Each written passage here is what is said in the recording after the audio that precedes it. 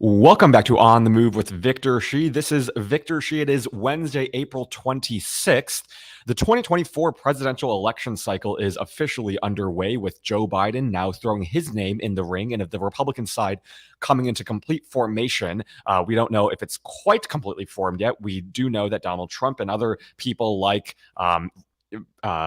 Nikki Haley and Tim Scott are already in the race. Also, Asa Hutchinson. We don't know if Mike Pence is going to throw his name in the ring yet, but it seems like this race is coming into full formation and that the nominee will be Donald Trump. This, of course, means that a lot of people are going to be wondering who's going to win. Will this be different from 2020? What are the things that the Biden campaign should focus on in order to win?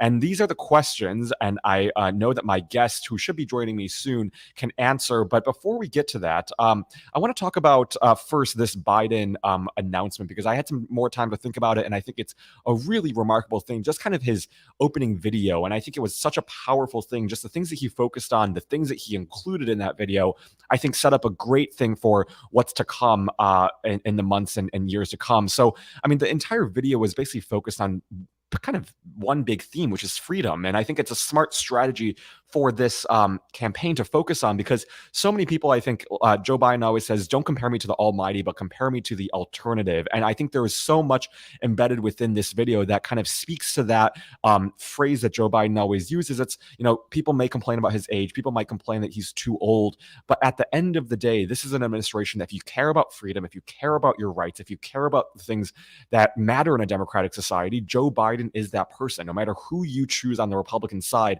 you will not get those things. And so part of the messaging, I think, for this campaign is really telling the American people, look, if you care about your democracy, if you care about your rights, this is the alternative. I mean, what is the alternative, right? If you don't like Joe Biden, who else will you vote for? And so I think that's part of the calculus, which I think is a really smart move by this Biden campaign to really focus on that freedom aspect of this entire situation. And the other thing is, I noticed that he also highlighted Kamala Harris a lot, which is an interesting move, because Kamala Harris is someone who isn't particularly well liked from older generations. But there was a new poll that came out from CBS that showed more than 60% of young people, those under the age of 30, support Vice President Kamala Harris or approve of the job that she's doing. And so to include her, I think, was a particularly kind of, a subtle nod to young people who do see Kamala Harris as a leader, who do see her as this diverse, really just important person in our democracy leading the fight as vice president. I see Professor Sabato, you are here. Yes, I am. Victor, how are you? Good. How are you? I'm doing great, doing terrific. Wonderful. So for those of you who don't know, Larry Sabato, he is actually one of my nerd heroes in the political science community. He's a professor at the University of Virginia and also the director of the University of Virginia Center of Politics. Larry, it's great to see you. And I have one question at the end, because I was chatting with my AP government teacher, and he is such a big fan of yours. So we'll get to that at the end. But I want to start off by asking you about yesterday's announcement from President Biden and what you thought about his announcement video, and kind of give us a sense of where we are politically right now. Certainly. And let me start off by congratulating you on the great work that you've done and are doing. And I think you're making a big difference in getting young people involved in politics, not just for candidates, but for causes, for the right policies. So we need more like you. And the fact that you describe yourself as a nerd who likes me added to your luster, as far as I'm concerned. But thank you so much.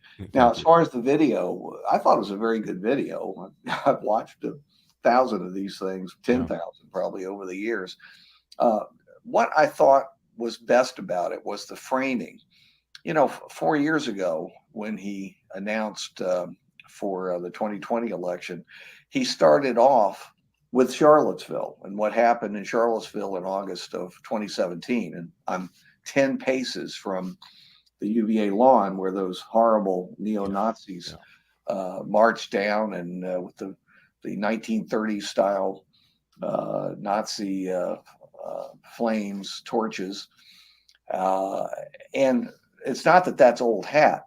It's that, unfortunately, that was one bookend of the Trump administration. The other bookend was January 6th. Yeah. And so he substituted January 6th for Charlottesville and used it as an opportunity to talk about the stakes in 2024. We all focus on important issues like abortion rights, which will be a big issue that will favor Democrats very substantially. But it's about more than that. We often don't confront fundamentals because we don't think they're threatened. Well, they're threatened. Democracy is threatened. And if we don't take that seriously, we're going to move toward an authoritarian system, and people will regret it when it's much too late. So anyway, back to the video. I like the quick cutting throughout. It kept the energy level high. Obviously, that helps with the criticism they knew they would get on day one about age, which as a guy in his 70s, I take personally. I mean, this is just pure ageism. And I'm half serious about that. I'm half kidding, but you know, enough's enough. I think everybody knows how old Biden is, and you know that's it. They can take it into account if they want to. Fine. And Biden himself has said it's okay to talk about it. It's okay to consider it. But I thought the video was quite good, and I could see 3-4 ways that they could pull out shorter ads, which I think they're doing. This is the time to start. Do it now while the other side's fighting. Right. I want to, you know, what we kind of find ourselves in right now, and as I was watching this, it seemed, like you said, kind of very reminiscent of 2020, except it's not Charlottesville, it's January 6th, but it kind of strikes on that core theme that President Biden struck on back in 2020 when he first announced, which is that he wants to restore the soul of our nation. And it seems like now Donald Trump is expected to be the front runner of the Republican Party. And I'm wondering if you think much has changed politically since 2020. And if you think things have changed, what do you think are the biggest changes that we should be paying attention to?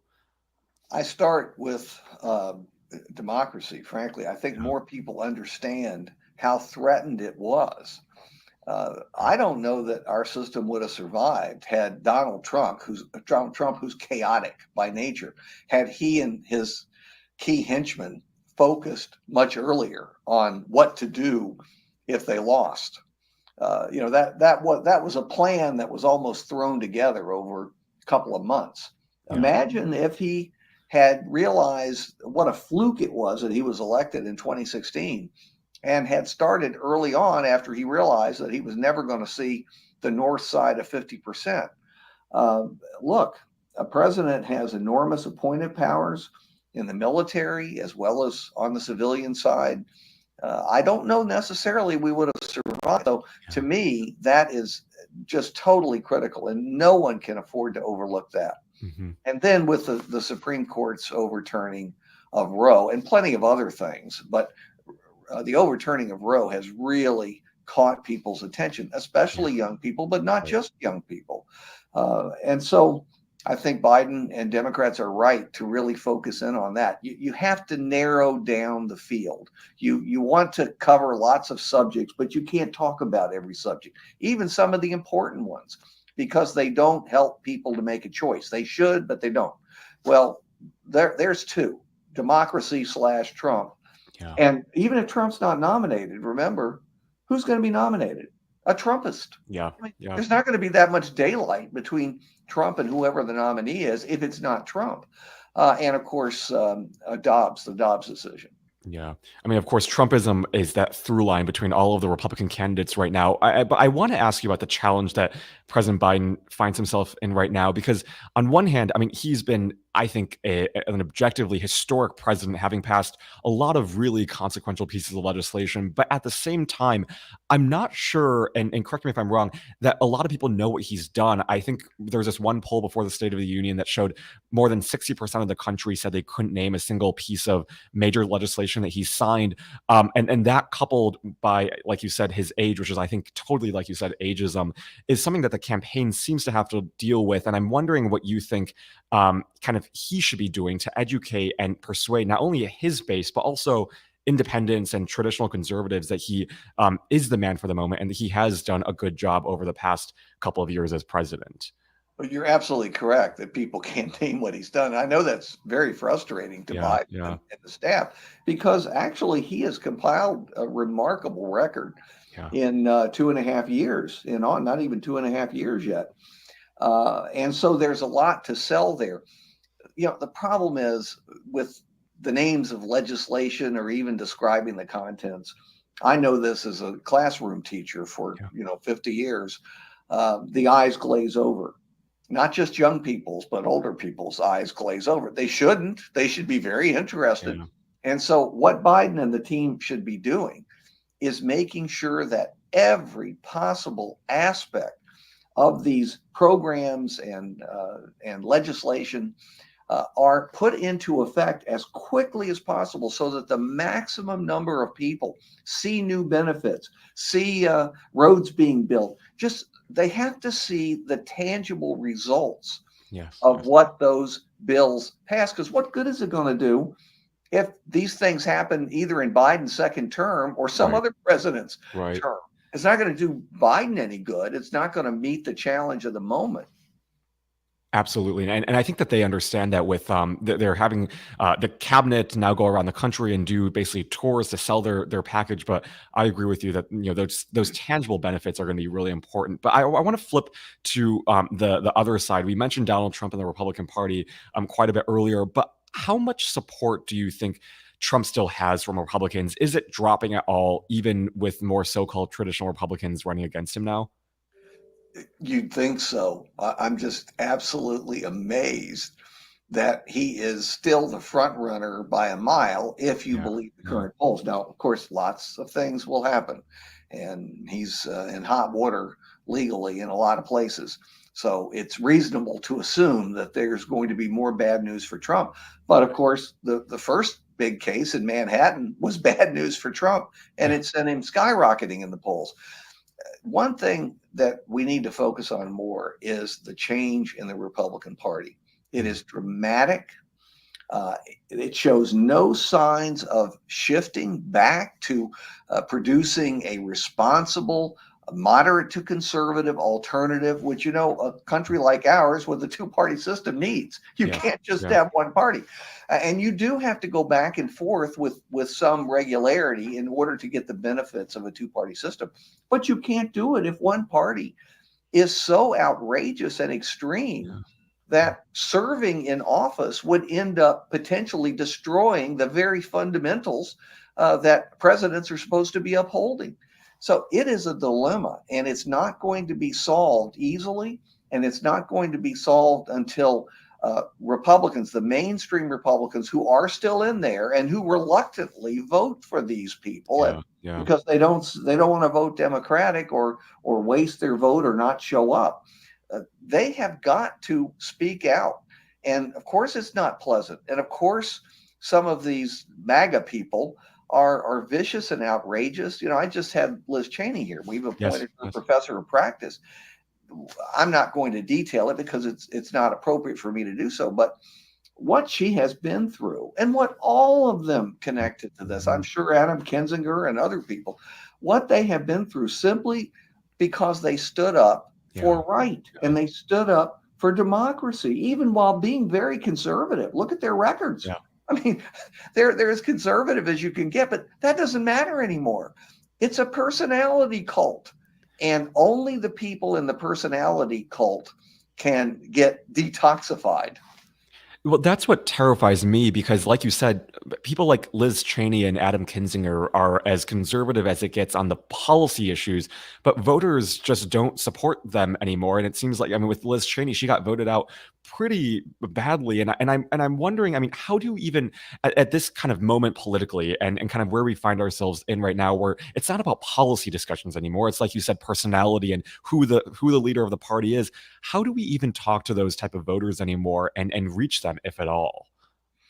I think it's very difficult. The old saying in politics is you go hunting where the ducks are, and Mhm. I don't think those ducks are available. I Yeah, think they yeah, they've made their choice. Uh, generational replacement, and that's a nice term for something I won't mention because I'm at that age myself.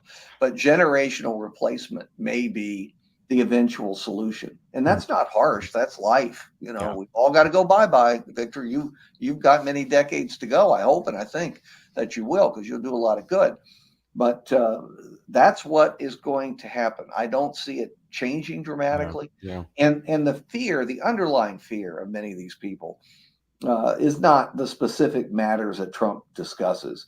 It's race. We all know that. It's Yeah. it's Yeah. obvious, and someone like me who's grown up in the South, who went through the civil rights revolution in the '60s, but then saw it all the advances reversed in time, or a good bit of the advances reversed in time, and then expanding to other ethnic groups who were discriminated against, and who still are suffering on account of this.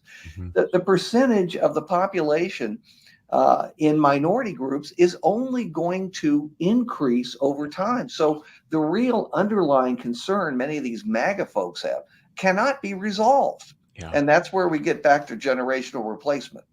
And they're not even trying to resolve it. I mean, the response to that isn't trying to meet young people and minorities where they are. It's just try to suppress their vote and try to make it harder for them to vote. So it seems like, I mean, you have this kind of shifting generational issue for the Republican Party, but they aren't really doing the work it takes to kind of reach them, and that's concerning to me. I don't know if that's concerning to you too.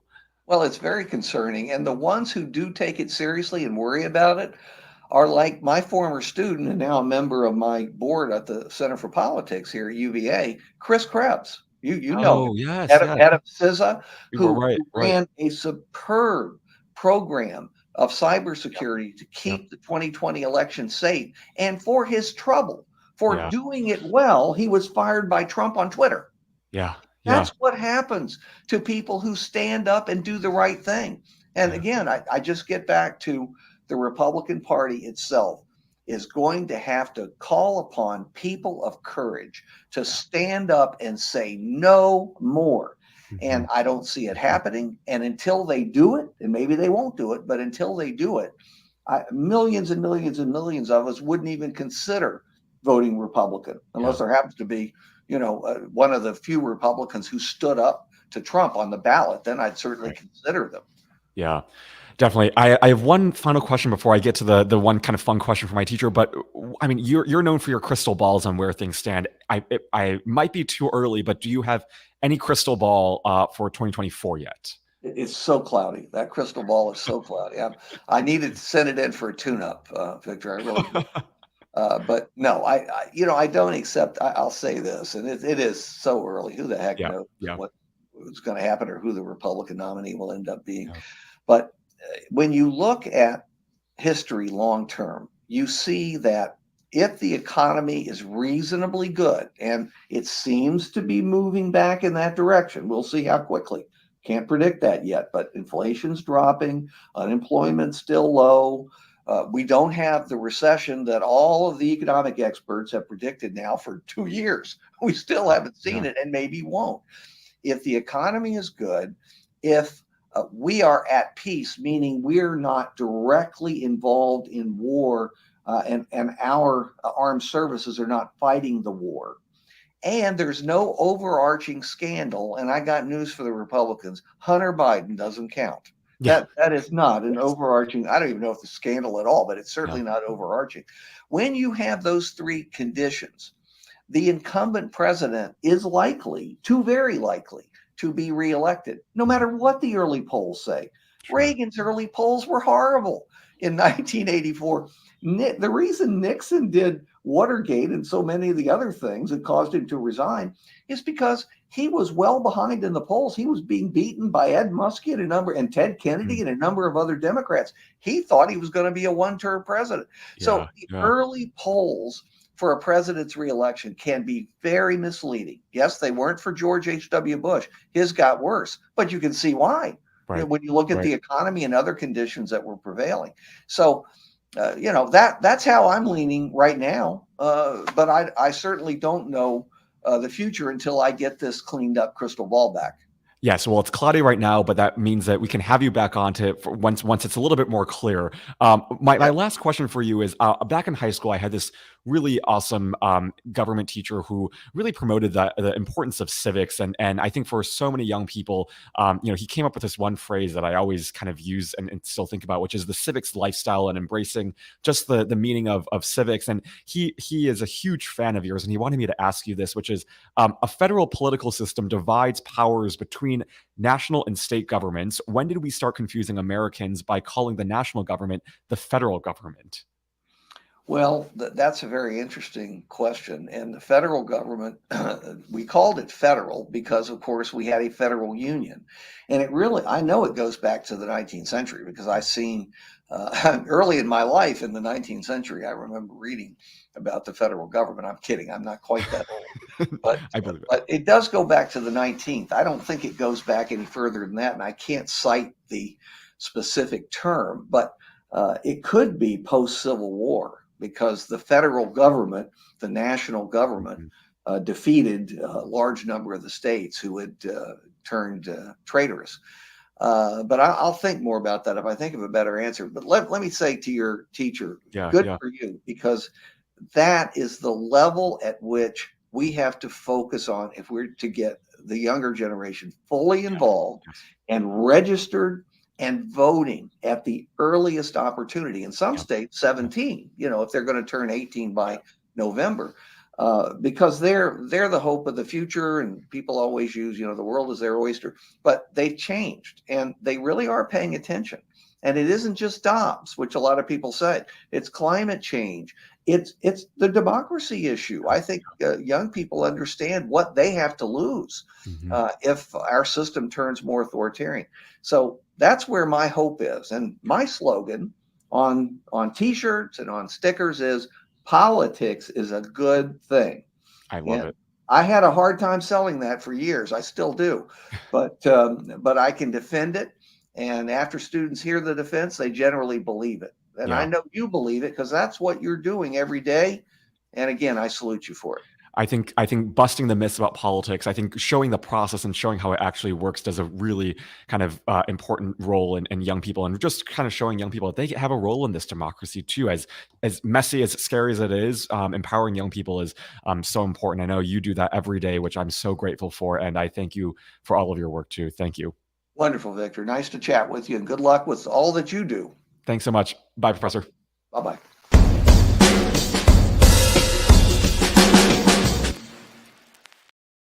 Professor Sabato is really wonderful. Like I said, I was really looking forward to this discussion, not only because he's one of our preeminent experts about political polling and political predictions, but also because, I remember back in high school, I was talking about this one teacher, and we used to talk about Professor Sabato's prediction quite frequently. And so I think he shed some light on some really important things and what to look forward to as 2024 shapes into formation. Pay attention to this Republican Party. We need every Republican out there to speak up against this party. And for President Biden, it seems like he's off to a great start, and we'll all be watching very closely. But I thank Professor Sabato for coming on. A couple of things. I mentioned President Biden's run yesterday at the beginning of the show.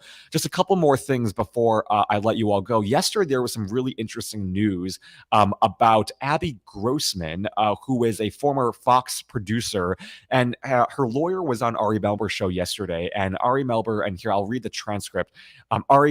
His lawyer said, or her lawyer said, I have been contacted by several law enforcement authorities. Ari Melber asked, is the DOJ one of those entities? The lawyer responds, yes. Ari questions, and is it the special counsel? And the lawyer for Abby Grossman says, it would be the special counsel, yes. In other words, Jack Smith has now asked Abby Grossman's lawyer for recordings about her time from Fox News, some of which includes yesterday, Ari Melber's team played this new audio of Ted Cruz basically admitting to planning a coup. Rudy Giuliani admitting that there wasn't any election fraud. There was, as Abby Grossman has detailed very extensively, just a level of misogyny and sexism in the workplace. This is going to be, I think, really a bombshell thing. And she was on Nicole Wallace yesterday. And if you haven't watched it, I really urge you to watch it because Abby Grossman is, she's not afraid to stand up to Fox. She has recordings. Like James Comey once said, Lordy, there are tapes.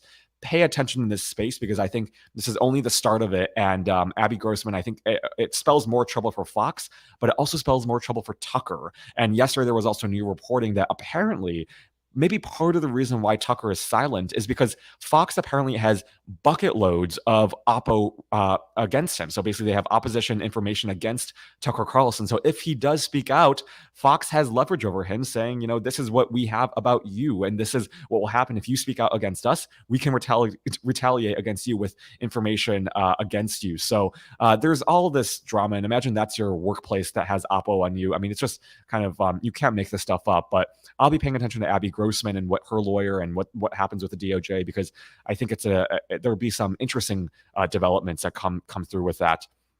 One other thing is yesterday, Senator Durbin told reporters that basically Justice Roberts, who is the Chief Justice of the court, has declined his invitation to testify about ethics and Clarence Thomas.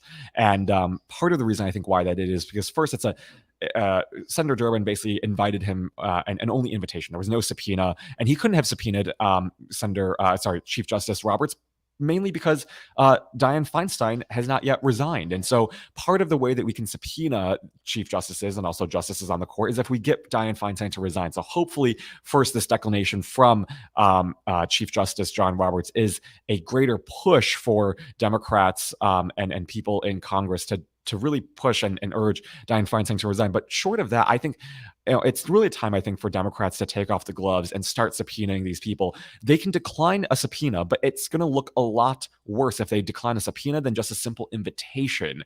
And so I think for Senator Durbin, I think it would be wise for him to start subpoenaing these justices on the Supreme Court and really force them to testify. I mean, part of the reason why I think these justices feel like they don't have to come in is because they feel entitled. I mean, you have justices on the court who basically feel like they're above anyone else. I mean, that's why Clarence Thomas did the things he did, because he thinks the rules, I think, don't apply to him. He didn't have to disclose this information. He didn't have to file, ethics reports. I mean, these are things that any kind of justice should be able to do, but Clarence Thomas did not. And so I think it's really important for Senator Durbin and Democrats to start acting like they have power and start subpoenaing these people for what they have done, force them to answer questions by the Judicial Committee in the Senate. And so we'll be paying attention to that, but it'll be interesting to see what happens in that space and whether or not they actually end up subpoenaing Chief Justice Roberts and Clarence Thomas. And one other thing I do think that is good news for the Democratic side is yesterday, after Joe Biden announced he's running for president, Bernie Sanders announced that he will not be running for president, and he endorsed Joe Biden while in that same statement.